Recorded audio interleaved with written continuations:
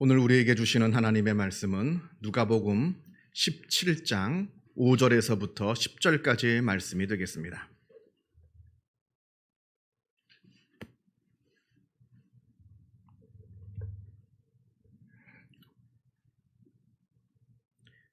신약 성경 124면에 있습니다.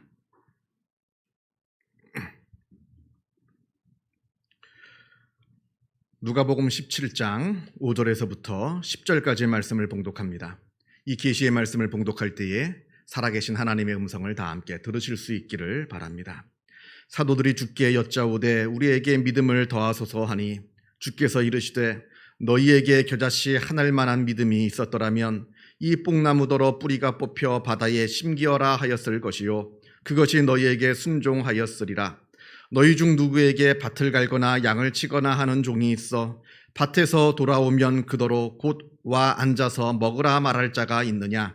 도리어 그더러 내 먹을 것을 준비하고 띠를 띠고 내가 먹고 마시는 동안에 수종 들고 너는 그 후에 먹고 마시라 하지 않겠느냐? 명한 대로 하였다고 종에게 감사하겠느냐? 이와 같이 너희도 명령받은 것을 다 행한 후에 이르기를 우리는 무익한 종이라 우리가 하여야 할 일을 한 것뿐이라 할지니라. 아멘.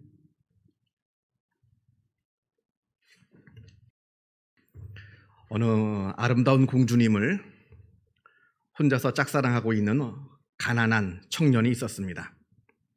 그런데 소문을 듣자 하니 공주에게 붉은 장미를 갖다 바치는 사람은 그 공주님과 춤을 출 기회를 얻는다 합니다. 그래서 이 청년이 붉은 장미를 구하려고 온종일 산과 들을 헤매고 다녔습니다만 그 어디에서도 붉은 장미를 찾을 수가 없었습니다. 왜냐하면 이때는 장미가 필 때가 아니었기 때문에 그러합니다. 결국 공주와 춤을 출 수 없다 하는 생각에 이 청년은 낙담해서 그렇게 혼자 앉아 울고 있는데 어느 작은 새 한 마리가 그 울고 있는 청년을 멀리서 바라봅니다. 그렇게 한참을 바라보다가 그렇게 울고 있는 청년의 모습이 너무나 가엾고 마음이 아파서 붉은 장미를 구할 수 있는 방법이 없겠는가 하면서 이 새가 이리저리 날아다니면서 수소문을 합니다. 그러다가 어느 큰 나이가 많은 나무에게 이런 이야기를 듣게 되는데 달빛 아래에서 새의 아름다운 노래로 꽃을 만들고 그 꽃의 가시를 심장에 꽂아 피를 그 꽃에 적시면 그 꽃이 붉은 장미가 된다 합니다. 그래서 그 새는 밤새도록 울면서 자기의 노래로 아름다운 꽃을 만들었습니다. 그리고는 그 꽃의 가시를 자기의 심장에 꽂아 자기의 피를, 그 모든 피를 그 꽃 위에 쏟아 부었습니다. 그렇게 해서 너무나 아름다운 붉은 장미를 만들고는 그 작은 새는 그만 죽고 말았습니다. 그 다음날 아침 그 청년이 우연히 그 옆을 지나가다가 붉은 장미 한 송이를 발견합니다. 그리고는 너무나 기뻐서 그 장미 한 송이를 들고 공주를 찾아갑니다.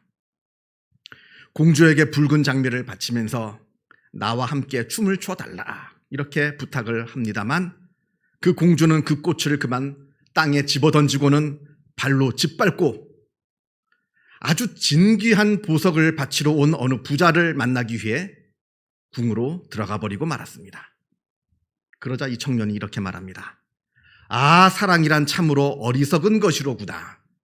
그리고는 세상을 등지고 산속으로 들어갔다 합니다. 오스카 와일드의 나이팅게일과 장미라고 하는 단편에 나오는 이야기입니다. 여러분, 사랑은 무엇입니까? 무엇이 사랑입니까? 이 이야기 속에서 돈 많은 부자를 쫓아가는 공주, 사랑이 이루어지지 않자 실망하여서 사랑을 다 저버리고 산속으로 들어가 버린 청년, 그 불쌍한 청년을 위해서 자기 목숨마저도 갖다 바친 작은 새 한 마리. 사랑은 참으로 어리석다 이렇게 하였는데 여기서 누구의 사랑이 가장 어리석습니까? 그리고 누구의 사랑이 가장 진실된 사랑이라 여기십니까? 헬라어에서 사랑은 셋으로 나누어집니다. 보통 다른 나라들은 사랑하면 다 사랑인데 유독 헬라 사람들은 그 사랑을 셋으로 나누어서 설명을 합니다. 에로스, 필리아, 아가페. 우리가 보통 에로스라고 하면 그냥 성적인 사랑을 말한다 생각합니다만 본래 헬라어에서 에로스라고 하는 것은 그보다 훨씬 더 깊고 큰 의미를 갖고 있습니다. 에로스는 한마디로 얘기하면 이기적인 사랑을 말합니다. 나를 위한 사랑. 나에게 즐거움과 유익함을 주기 위한 사랑을 에로스라 말합니다. 나에게 유익이 되면 그것을 사랑하는 겁니다. 나에게 유익이 되면 사랑을 하고 나에게 유익이 되지 않으면 그걸 내버리는 그런 사랑이 바로 에로스의 사랑입니다. 조건적인 사랑이죠. 그래서 에로스는 바로 이기적이고 조건적인 사랑을 말합니다. 조건에 맞으면 사랑하는 것이고 조건이 맞지 않으면 버리는 것. 이게 바로 에로스의 사랑이라 하는 겁니다. 두 번째, 필리아의 사랑이 있습니다. 필리아는 이타적인 사랑을 말합니다. 우리가 보통 필리아를 얘기하면 우정이라 얘기하는데 우리가 보통 세상에서 말하는 그 우정, 그보다 훨씬 더 큰 의미를 갖고 있습니다. 그 정도가 아니라 필리아는 내가 사랑하는 대상을 위해서라면 내 목숨마저도 아낌없이 바칠 수 있는 그런 이타적인 그리고 숭고한 그런 사랑을 필리아라고 말합니다. 그런데 필리아도 여전히 조건적인 사랑을 말합니다. 내 목숨을 갖다 바칠 만한 그런 가치가 있는 것, 내 사랑을 갖다 바칠 만한 그러한 가치가 있는 그 대상만을 사랑하는 게 바로 필리아의 사랑입니다. 예를 들어서 전쟁이 벌어졌습니다. 함께 살고 죽는 전우가 위기에 빠졌는데 내 목숨을 버려서 전우를 살리는 겁니다. 이게 필리아의 사랑입니다. 내가 너무나 사랑하고 존경하는 왕이 있습니다. 그 왕을 위해서 내가 목숨을 바치는 것. 이게 바로 필리아의 사랑입니다. 마지막으로 아가페입니다. 이건 무조건적인 사랑입니다. 그리고 절대적인 사랑입니다. 사랑을 받을 만한 자격이 있는 그런 사람만 사랑하는 것이 아니라 도무지 사랑받을 수 없는 그런 자격이 없는 그런 사람들조차도 아낌없이 사랑하는 그런 무조건적이고 절대적인 그러한 사랑을 바로 아가페의 사랑이라 말합니다.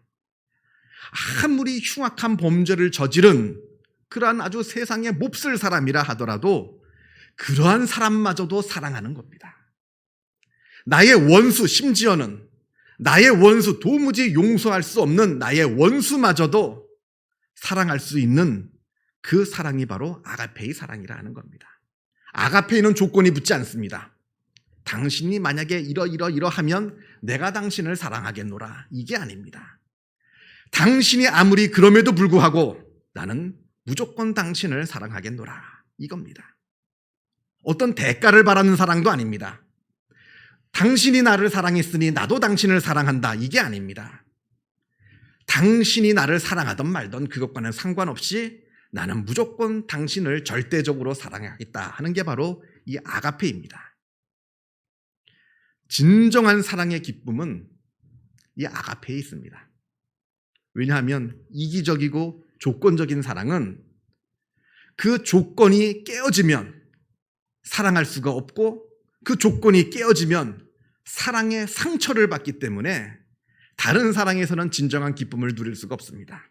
오직 이 아가페의 사랑 안에서만 사랑의 진짜 기쁨을 누릴 수가 있는 겁니다. 받는 사람이나 주는 사람이나 이 아가페의 사랑 안에서 진정한 기쁨을 누릴 수가 있습니다. 오늘 본문을 보겠습니다. 오늘 본문에 어느 종의 이야기가 나옵니다. 이 종은 아침 일찍부터 일어나 하루 종일 밖에 나가서 중노동을 합니다. 밭을 갈기도 하고 또 밭을 다 갈았으면 그것으로 끝나는 게 아니라 양에게 물을 길어다가 양을 먹이고 꼴을 먹이고 그렇게 양을 치다가 저녁 늦게나 되어서 다 일을 마치고 힘들게 집으로 돌아옵니다. 자, 그렇게 힘들게 돌아오면 좀 쉬느냐? 그게 아닙니다. 집에 돌아오면 그때부터 주인이 먹을 그 밥상을 차려주어야 되는데 주인의 밥상을 차려주고는 주인이 식사를 다 마칠 때까지 그 옆에 서서 수종을 들어야 됩니다. 물이 필요하면 물을 갖다 떠드리고 빵이 모자라면 또 빵을 갖다 드리고 그렇게 수종을 들어야 합니다. 그렇게 주인이 식사를 다 마친 다음에야 주인이 야 이제 그만 너도 들어가서 먹거라 하면은 그제서야 자기도 들어가서 먹고 쉬는 겁니다. 그런데 9절과 10절에 아주 중요한 말이 나옵니다. 명한 대로 하였다고 종에게 감사하겠느냐? 이와 같이 너희도 명령받은 것을 다 행한 후에 이르기를 우리는 무익한 종이라 우리가 하여야 할 일을 한 것뿐이라 할지니라. 종이 밖에 나가서 하루 종일 일하고 돌아와서 쉬지도 못하고 곧바로 주인의 밥상을 차려주었다고 해서 그 주인이 그 종에게 고맙다, 수고했다 말하지 않는다는 겁니다. 그 수고를 인정해 주지 않는다는 겁니다. 알아주지 않습니다. 칭찬해 주지 않습니다. 그런데도 이 종은 불평이 없습니다. 오히려 저는 그저 무익한 종일 뿐입니다. 그저 제가 해야 할 일을 했을 뿐입니다. 이렇게 말했다는 겁니다. 지금 예수님께서 무엇을 말씀하고 계시는 겁니까? 바로 무조건적인 그리고 절대적인 충성과 헌신을 말하고 있는 겁니다. 어떤 대가를 바라고 한 헌신이 아닙니다. 조건이 없습니다. 나는 원래 밭일만 하기로 했는데 왜 밭일뿐만 아니라 양도 돌보게 하느냐? 이게 아닙니다. 나는 저녁 6시까지만 일하기로 했는데 주인의 저녁 밥상까지 봐드리는 바람에 오버타임이 됐으니까 더 보수를 더 달라. 이것도 아닙니다. 조건이 없습니다. 그냥 무조건 충성하고 무조건 헌신하는 겁니다. 그리고 나의 이 헌신을 좀 봐달라, 인정해달라, 칭찬해달라는 말도 없습니다.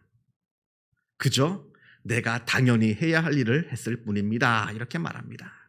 나는 그저 자랑할 것 없는, 내세울 것 없는 무익한 종일 뿐입니다.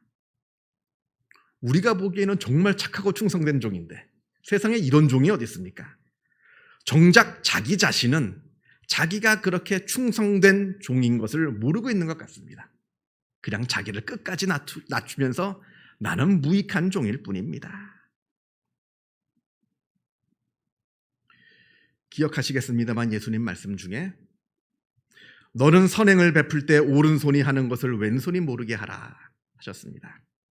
자, 그런데 어떻게 내 오른손이 한 것을 내 왼손이 모를 수가 있을까요? 남들은 모르게 할 수 있겠죠. 내가 좋은 선행을 베풀었는데 남들은 모르게 할 수 있습니다. 내가 얘기를 안 하면 되니까. 남들은 모르게 할 수 있는데 어떻게 내 오른손이 한 일을 내 왼손이 모르게 할 수 있겠느냐 하는 말입니다. 내 오른손도 내 거고 나고 내 왼손도 난데 어떻게 오른손이 한 일을 왼손이 모르게 할 수 있겠느냐. 그건 바로 선행을 행할 때 처음부터 이것이 칭찬받을 만한 그런 선행이라 생각하지 말라는 겁니다. 이거는 내가 마땅히 그리고 당연히 해야 할 일이지 이거 했다고 내가 칭찬받을 만한 그런 일이 아니다. 이렇게 여긴다면 내 오른손이 한 선행을 내 왼손이 선행이라 여기지 않는다 하는 겁니다. 아니, 내 오른손조차도 그 선행을 행한 내 오른손조차도 그것이 선행인 줄 모른다 하는 겁니다. 내가 당연히 해야 할 일이니까, 마땅히 해야 할 일이니까, 칭찬받을 일이 아니라 무조건 내가 해야 할 일이니까 내 스스로에게도 자랑거리가 되지 않는 겁니다. 그러니까 남들에게도 모르게 할 뿐만 아니라 나 자신도 그게 선행인 줄 모른다 하는 겁니다. 무슨 말인지 아시겠습니까? 이런 사람에게 참된 기쁨이 있습니다. 여러분, 착한 일이란 선행이라고 하는 것은 몰라야, 남들이 몰라야, 알려지지 않아야 착한 일로 남습니다. 다른 사람에게 칭찬받으려고, 또 인정받으려고 내가 어떤 선행을 행한다? 내가 어떤 선행을 할 때 남들이 좀 알아줬으면 한다? 그러면 그것은 더 이상 선행이 될 수가 없습니다. 왜냐하면 순수한 동기로 한 일이 아니기 때문에 그러합니다. 그건 더 이상 선행으로 남을 수가 없다 하는 말입니다. 선행은 알려지지 않아야 선행으로 남는 법입니다. 남들이 알아주지 않고 남들이 칭찬해 주지 않아도 선행으로, 그래야 선행으로 남는다 하는 겁니다. 그런데 이렇게 선행으로 남을 때, 남들이 알아주지 않고 남들이 칭찬해 주지 않는 그러한 선행으로 남아있을 때 내 안에 기쁨이 찾아옵니다. 내가 선행을 했는데 남들이 알아주지 않습니다. 그걸 바랬는데 남들이 알아주지 않았어요. 선행을 했음에도 불구하고 내 마음 가운데 서운한 마음이 듭니다. 불쾌한 마음이 듭니다. 선행을 행하고도 내 마음에 기쁨이 없다 하는 겁니다. 그래서 선행은 알려지지 않아야, 그래야 선행으로 남는다. 그래서 여러분, 좀 잔소리 같습니다만 남들이 좀 알아주지 않는다고 해서 서운해할 거 없습니다. 특히 교회에서는요, 더더욱 그러합니다. 내가 애초에 뭘 바라고 한 거 아니었잖아요. 그죠? 남들이 몰라줘도 어차피 알아주질 걸 바라고 한 게 아니었기 때문에 남들이 알아주지 않는다고 해서 서운할 것도 없습니다. 그냥 그걸로 된 겁니다. 그리고 또 남들이 알아주면 그게 더 큰 문제가 생깁니다. 왜냐하면 예수님 말씀에 남들이 알아서 칭찬해주면 이미 그것으로 자기 상을 다 받았다 합니다.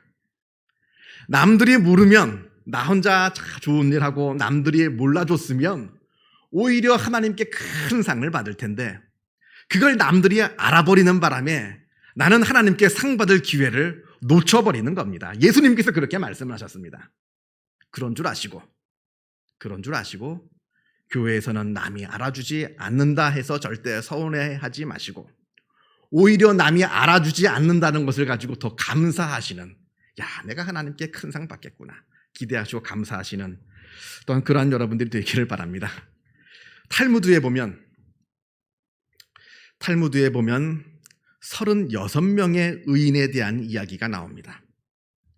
이건 이스라엘 대대로 내려오는 전설입니다. 그 전설에 의하면 우리가 살고 있는 이 세상에는 언제나 36명의 의인이 살고 있다 합니다. 정확하게 36명입니다. 그래서 만약에 그 36명 중에 어느 한 분이 돌아가시게 되면 하나님은 곧바로 다른 의인을 세우셔서 그 36명의 수를 채우신다 합니다. 이 36명의 의인이 있기 때문에 세상이 멸망하지 않고 존속하고 있다 합니다. 이 36명의 의인을 하나님께서 바라보시기 때문에 이 세상을 멸하지 않고 하나님께서 이 세상을 내버려 둔다 하십니다. 전설에 의하면, 전설에. 그런데 재미있는 거는 이 36명이 누구인지 아무도 모릅니다. 심지어는 자기도 모릅니다. 내가 36명 속에 속해 있다는 것도 자기도 모릅니다. 만약에 내가 36명 속에 속해 있다는 사실을 알게 되면 그 순간 이 사람은 죽습니다.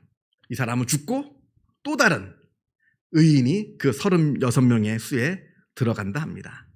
전설에 의하면.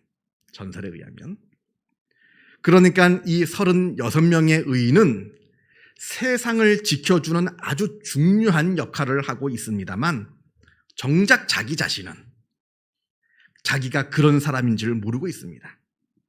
또 이분들은 세상에서 그렇게 많은 선한 일들을 많이 행합니다만, 그러나 자기 자신은 그렇게 선하고 의로운 일을 하면서도 자기가 그렇게 선하고 의로운 일을 하고 있는 줄을 모릅니다. 그냥 묵묵히 선한 일을 행할 뿐입니다.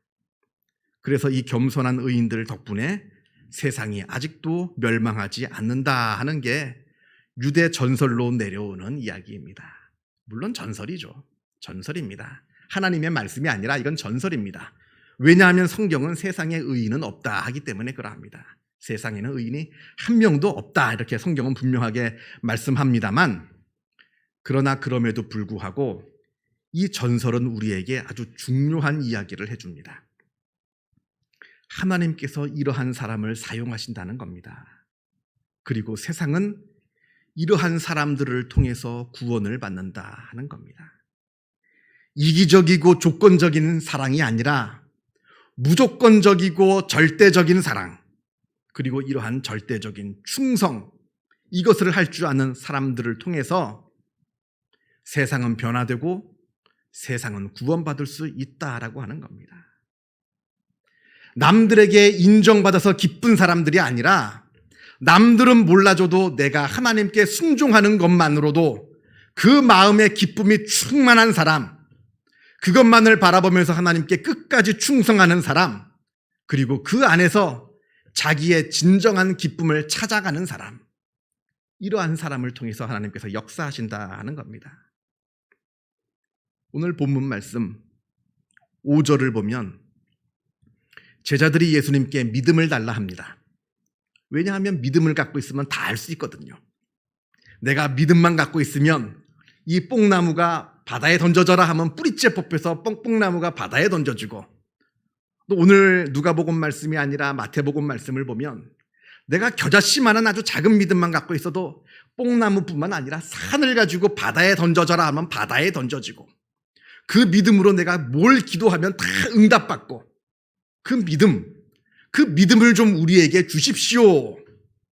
지금 제자들이 예수님께 부탁을 하고 있는 겁니다. 그런데 예수님께서 그 부탁을 받고 하시는 말씀이 이 종의 비유입니다. 이 종의 비유를 말씀하시는 겁니다. 무슨 뜻일까요? 헬라어에서 믿음과 충성은 같은 말입니다. 다 피스티스입니다. 피스티스. 문맥에 따라서 이 피스티스라는 단어를 믿음이라고 번역하기도 하고 문맥에 따라서 충성이라고 번역하기도 합니다. 그게 같은 말이에요. 믿음과 충성이라고 하는 것은 본질상 같은 뜻이라고 하는 말입니다. 믿음을 갖기를 원하십니까? 그래서 그 믿음을 가지고 기도하면 다 응답받는 그 놀라운 믿음을 갖기를 원하십니까? 충성하라. 예수님께서 말씀하십니다. 하나님께 대한 절대적인 충성, 무엇을 바라고 구하는 충성이 아니라 무조건적이고 절대적인 충성을 할 때 산이 들려 바다에 던져지는 그 놀라운 역사가 이루어지게 된다 하는 겁니다. 하나님께 무조건 충성하고 절대적으로 충성하고 세상을 향해서는 절대적이고 무조건적인 사랑을 행할 때 세상은 변화하게 됩니다 하는 말씀을 전해 주시고 계시는 겁니다. 산이 바다에 던져질 만큼 세상이 변화될 수 있다라고 우리에게 말씀해 주고 계시는 것이고, 우리가 이렇게 하나님께 무조건적인 충성과 절대적인 사랑을 세상에 베풀 때 우리 마음 가운데 놀라운 기쁨이 찾아온다라고 하는 그 말씀을 우리에게 해주시는 겁니다. 이 놀라운 충성과 이 놀라운 사랑을 행하셔서 하나님께서 주시는 놀라운 능력과 기쁨을 경험하시는 복된 주님의 백성들이 되시기를 바랍니다. 기도하겠습니다. 사랑과 은혜가 충만하신 하나님 아버지 감사합니다. 하나님께서 우리를 하나님의 자녀로 삼아주시고 예수를 따르는 제자로 삼아주심에 감사를 드립니다. 아버지여, 우리에게 믿음을 더하여 주시옵소서. 우리가 더욱더 하나님께 충성하게 하시고 더욱더 세상을 향해서 무조건적이고 절대적인 사랑을 베풀게 하여 주시어서 우리 마음 가운데 이루 말할 수 없는 기쁨이 충만해지게 하여 주시고, 우리들의 이 작은 충성과 우리들의 이 작은 사랑을 통해서 세상이 변화되게 하시고 세상 가운데 하나님의 놀라운 구원의 역사가 이루어지게 하여 주시옵소서. 모든 것 주님께 감사드리오며 이 모든 말씀 우리 주 예수 그리스도 이름으로 기도하옵나이다. 아멘.